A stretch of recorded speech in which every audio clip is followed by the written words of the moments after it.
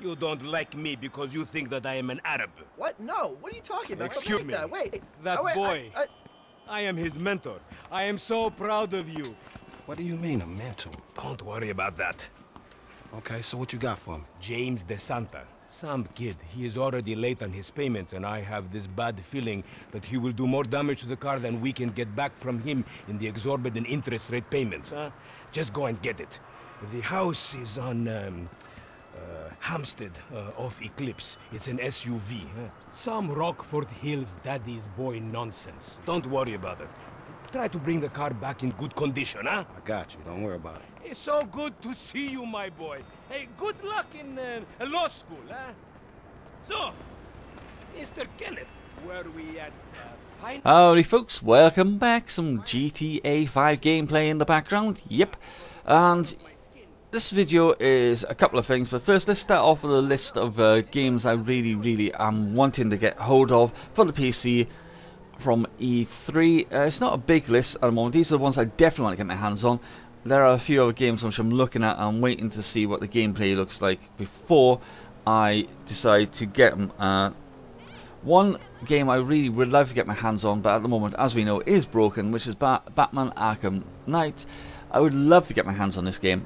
However, I'm still waiting until they get it completely fixed. I believe there's a patch coming out to get it working.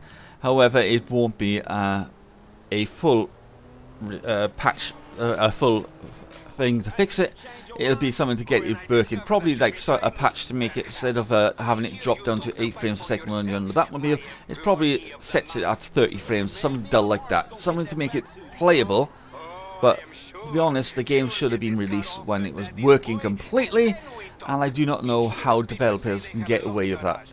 Rockstar did it with GTA 5. They released it on consoles, but it worked another year and a half afterwards.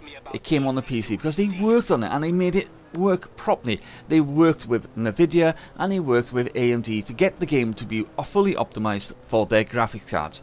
Come on, they should have done that with Batman. I think a lot of PC players would probably have said, yeah, alright, because if it's anything like GTA 5, they would have been absolutely over the moon. Right then, game number 1, Tom Clancy Division. Yeah, that's definitely one of the games I want to get my hands on. I love the fact that it looks great, doesn't it? And the gameplay looked absolutely good. You're talking about a open world mission, which also includes multiplayers, because you're going to come across other players and they'll either help you or they'll try to stop you. So this is going to be very interesting, and I quite like the storyline. It's going to be very good to play, and I cannot wait until they start showing people who are playing the game, testing it completely. The other one is Rainbow Six Siege. Yes, I am looking forward to playing that. I do like the Rainbow Six series. I loved the first one. Never played the second one because I got into COD at the time, but the first one I loved. And a lot of people are saying that they're worried because they released it with Rainbow Six Siege. They're releasing Rainbow Six and Rainbow Six Vegas and Vegas 2. They're releasing that with it as well as free. And everyone's saying, "Oh, if they're giving us that free, how bad? Why is it? Is this game bad?" It's not. It's virtually to say thank you. Here we are. Have these games on us. We have spent. You've bought these games before, you've probably got rid of them because you've gone for the next stage and all that. And, this is a way to say thank you, there's the originals. That's what it is, but what I've seen on it is it's going to be a team-based game, and it's going to absolutely be fantastic. Fable Legends, I've seen it, and I really would like to play it. I was going to do the beta, but unfortunately when my internet was playing up was when the testing was on, so I never got the chance to test it. I don't know, I missed out on Gears Wars test as well. That was annoying on the Xbox. Damn. And yeah, I hate to say this. It's only going to be released on PS4 and the Xbox One at the present time, but as you know, I am a Final Fantasy nut, and Final Fantasy VII Remake is really pulling at my heartstrings. I mean, really pulling at my heartstrings. I got to do a failure, guys, because I forgot to crouch and I walked in as normal, and I get spotted. Look at him cowering behind her. What a complete coward. Yeah, and what I'm on about is I'm a complete Final Fantasy nut. You know I love Final Fantasy VII because it was one of the first Final Fantasy games I ever played on the PS1.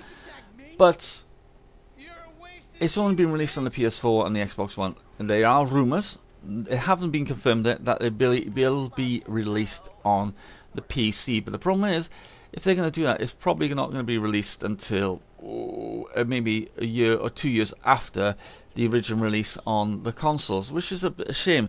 But once my friend Blues and Twos gets his PC, my Xbox One is going to be sold and got rid of, because I do not want it anymore. Because after having this next gen console, I've realised that it's PC architecture, but next gen consoles are suffering because they just can't produce what they're saying they can produce. Oh yeah, we can produce 1080p at 60 frames per second.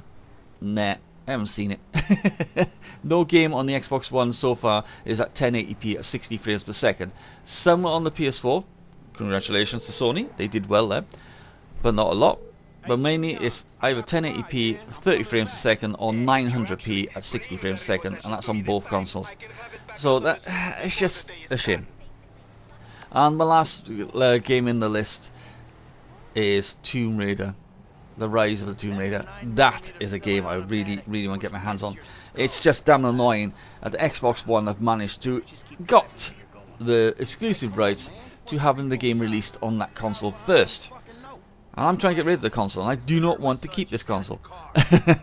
So I'm going to have to wait until it's released on the PC. And according to some sources, it's probably going to be 6 months after the console release, which I think is absolutely ridiculous. A month? Maybe 2 months, maybe 3 months at most, but not half a year after you've had it on the Xbox One. The reason why is the Xbox is trying to increase its sales in Europe against the PS4. PS4, you know, is still beating them in most countries for sales, and except for Australia, I believe. But Xbox is trying to concentrate in Europe, so this is what they're doing. They're trying to get games which are going to be solely released on the Xbox before any other franchise, well, like PC and PS4, and that's what's happening. And I just think Sony need to buck up their ideas. It's quite good that they managed to get the exclusive deal with Call of Duty on their maps and DLCs. That is a hell of a turnaround compared to Microsoft. That is absolutely fantastic. Those are my lists, but I want to also talk something else about Battlefield 4 on the consoles. You might have watched, if you watch Level Cap Gaming, you might have heard him talking about infrared scopes and smoke being overused on multiplayer on the PC. That is the in thing on the PC. There are ways around it, you know, do what they did in Battlefield 3, just change it that it's just literally cover for you to get smoke lasts about 30 seconds, giving you a chance to get to cover before getting killed by somebody else shooting you. That's what it was mainly for. But on the console, there is a slight difference. It's shotgun time. Yeah, it is completely mad with shotguns. It's people, I would say, 80% of people playing the game are now using shotgun. Even if you play Conquest, guarantee you come around, half of your enemy are using shotguns. And the reason why they're using shotguns is, yeah, they've patched it to make them more reliable, but they haven't done anything to decrease the range. The range is absolutely ridiculous. They got more range than they should have. And I've been taken, I was honestly say, I've been taken out on Dawnbreaker playing TDM.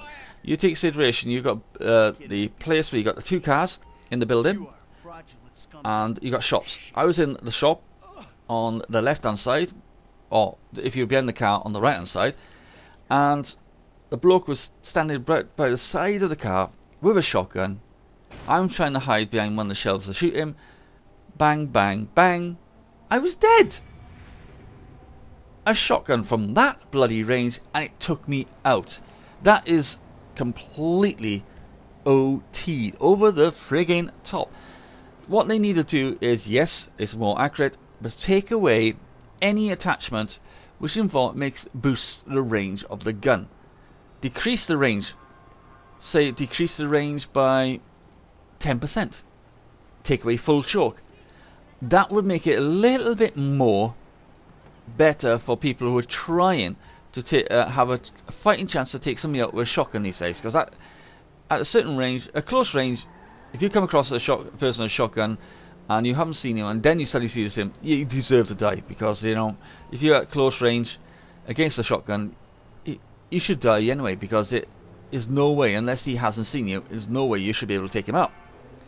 But at medium range, no.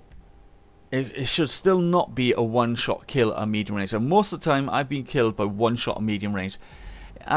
It's just over the top. They just need to drop the range and get rid of full choke, because full choke makes it a little bit more range. What it does, full choke, it means it makes the pellets more condensed down, which means they travel a little bit further, and because of that, people are able to take you out, as I said, virtually, as the saying goes, across the map kind of thing. And it's a little pain in the ass. The reason why there's a lot more shotguns on there as well is the Call of Duty players. They are not happy with how Advanced Warfare is. They're not happy that Call of Duty Ghosts was absolutely crap as well. And they've decided, oh, let's play the only other first person shooter we can really play is Battlefield 4. And let's go and pwn a few Battlefield 4 noobs. That's what they're thinking, you know. Let's troll them. Let's make them feel like that they don't want to play this game anymore. And that's a lot of them are Call of Duty players thinking it'd be fun just to get on this game and give them hassle. There are also a lot of Call of Duty players who jumped on Battlefield 4 for the very first time and have said, God, this game's hard. It is hard because it's a lot different. It's got physics, you got to take consideration bullet drop, you got to take consideration, you got to lead people. If you got a slow rate fire gun, you have to aim ahead of the person to hit them. So yeah, there's a lot to take consideration. Not like a Call of Duty where it was just simple physics, point, aim, fire. That's all it was. In Battlefield 4, you have to take consideration bullet drop, bullet lead, everything like that. So yeah, a lot of people are saying it's harder, and they've also turned and said it's made them a better COD player. Fair enough, but to come on and just you leave shotguns the way they are and they need to fix it. Well, that's my 2 penny worth on it anyway. Also, it's very strange, before I go, for some reason I've gotten downloading right now The Evil Within. I've never owned this game, but when I turned my Xbox on, it was there ready to be installed, and I have no idea where it came from, why I've got it, but apparently it's there for me to download, and I just don't understand.